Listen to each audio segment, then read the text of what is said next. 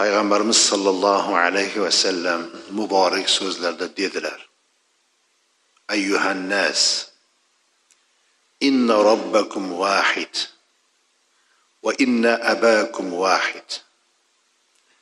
Laysa li'arabiyyin ala ajami wala li'ajamiyyin ala arabiyyin wala li'ahmara ala aswad wala li'aswada ala ahmar fadlun illa bittaqwa. Ey odamlar, Robbingiz yagonadir. Otangiz ham birdir.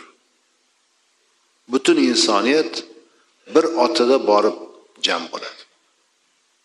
Hammaning otasi Odam alayhissalom. Otangiz ham birdir. Arabning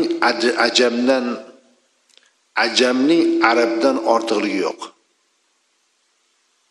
Qizil odamning qora odamdan, qora odamning qizil odamdan ortiqligi yo'q.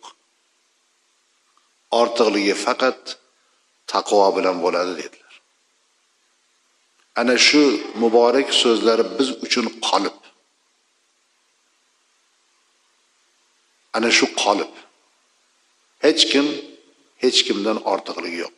Hamma barobar Allohning nazdida. U qora bo'ladimi? Oq bo'ladimi? Sariq bo'ladimi? Qizil bo'ladimi? Bo'yi past bo'ladimi? Bo'yi baland bo'ladimi? Semiz bo'ladimi? Oriq bo'ladimi? Kambag'al bo'ladimi? Boy bo'ladimi? Farqi yo'q. Allohning huzurida fazilat, ortiqlik taqvo bilan bo'ladi. Amali bilan bo'ladi.